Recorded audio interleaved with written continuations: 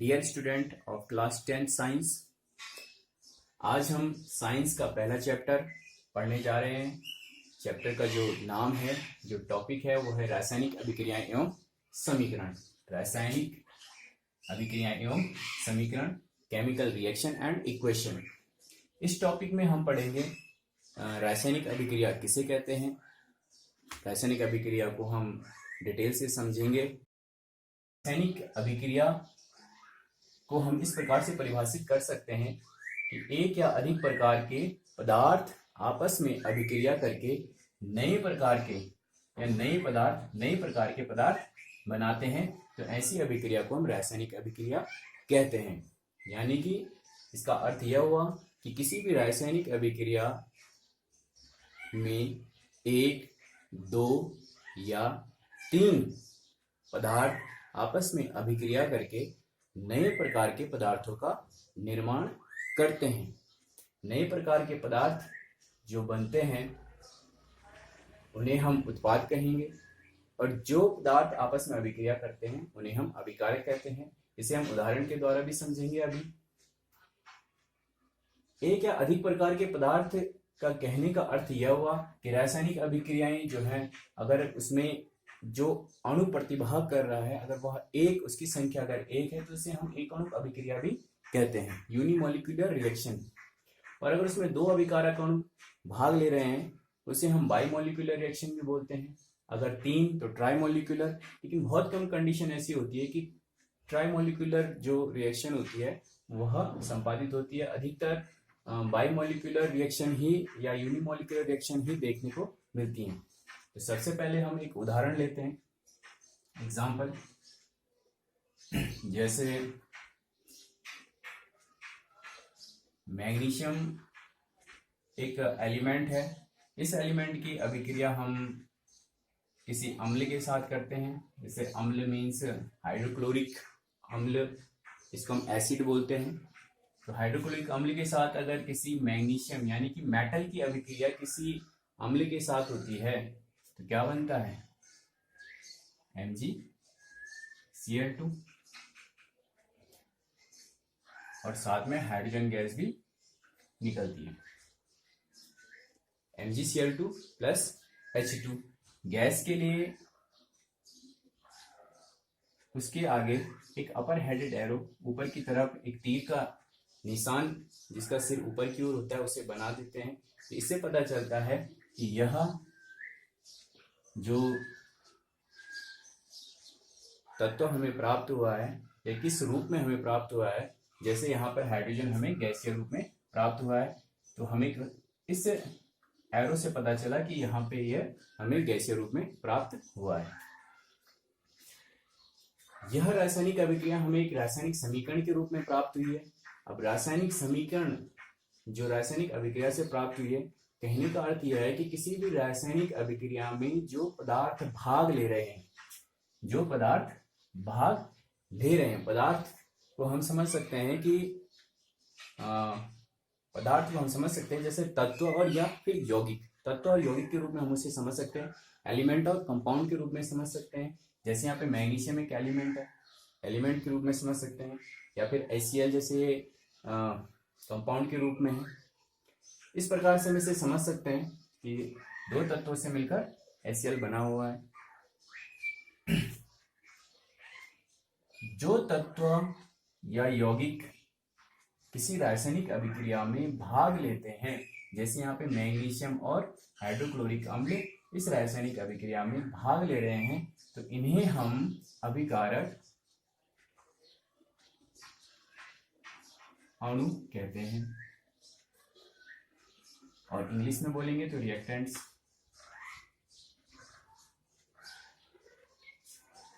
और जो पदार्थ या यौगिक हमें अभिक्रिया के पश्चात प्राप्त होते हैं, जैसे मैग्नीशियम और हाइड्रोक्लोरिक अम्ल आपस में अभिक्रिया करके मैग्नीशियम क्लोराइड और हाइड्रोजन गैस का निर्माण कर रहे हैं, तो हमें मैग्नीशियम क्लोराइड और हाइड्रोजन गैस एक प्रोडक्ट के रूप में प्राप्त हुई है, तो इसे हम उत्पाद अणु कहते हैं।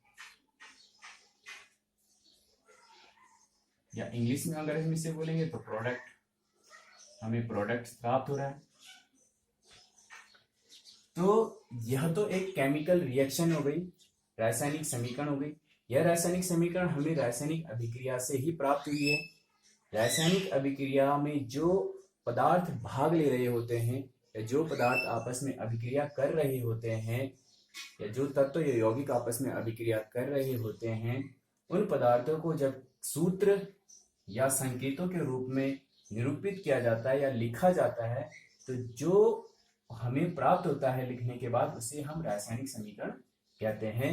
जैसे इस रासायनिक अभिक्रिया में जो रासायनिक पदार्थ जिन्होंने अभिक्रिया में भाग लिया, हमने मैग्नीशियम को Mg के रूप में लिखा है, तो मैग्नीशियम का सूत्र Mg हो गया, हाइड्रोक्लोरिक अम्ल का सूत्र HCl हो गया, मैग्नीशियम क्लोराइड का MgCl2 हो गया और H2 हाइड्रोजन गैस का सूत्र हो गया।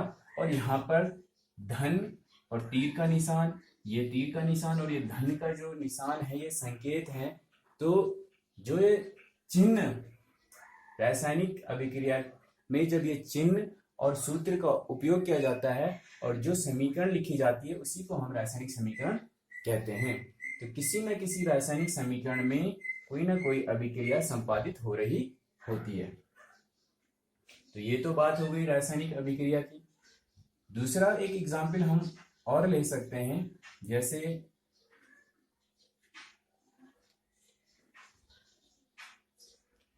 जैसे कैल्शियम कार्बोनेट के अम्ल के साथ फर्दर HCl के साथ अगर हम अभिक्रिया कराएं तो क्या बनता है, Cl2 कैल्शियम क्लोराइड, साथ में कार्बन डाइऑक्साइड गैस निकलती है और साथ में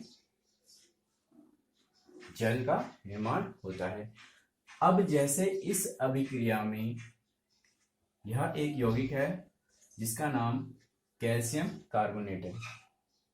इस कैल्शियम कार्बोनेट की अभिक्रिया हाइड्रोक्लोरिक अम्ल के साथ हो रही है।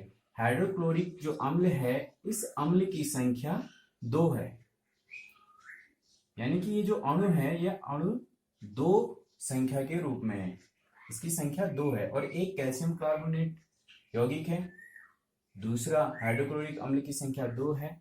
तो ये दोनों आपस में अभिक्रिया करके कैल्शियम क्लोराइड, कार्बन डाइऑक्साइड और पानी का या जल का निर्माण कर रहे हैं। तो यहाँ पे कैल्शियम कार्बोनेट और HCl क्या है, रिएक्टेंट्स, अभिकारक अणु। कैल्शियम क्लोराइड, कार्बन डाइऑक्साइड और जल प्रोडक्ट है, इसको हम उत्पाद अणु कहते हैं। अब बात आती है कि किसी भी रासायनिक समीकरण को लिखने के क्या फायदे होते हैं, यानी कि किसी भी रासायनिक अभिक्रिया को हम जब रासायनिक समीकरण के रूप में लिखते हैं तो उसके फायदे क्या हैं। जब भी हम किसी रासायनिक अभिक्रिया को रासायनिक समीकरण के रूप में लिखते हैं तो उससे हमें यह पता चलता है कि किसी रासायनिक अभिक्रिया में जो अणु भाग ले रहे हैं वे कौन कौन से अणु हैं, उन अणुओं के बारे में पता चलता है। और जो प्रोडक्ट हमको प्राप्त हो रहा है, जो बन रहा है, जैसे यहाँ पे मैग्नीशियम क्लोराइड और हाइड्रोजन गैस बन रही है, तो मैग्नीशियम क्लोराइड और हाइड्रोजन गैस के बारे में जानकारी प्राप्त होती है। ये रासायनिक समीकरण से प्राप्त होती है कि कितने अणु अभिकारक के भाग ले रहे हैं और कितने अणु उत्पाद यानी कि प्रोडक्ट के बन रहे हैं।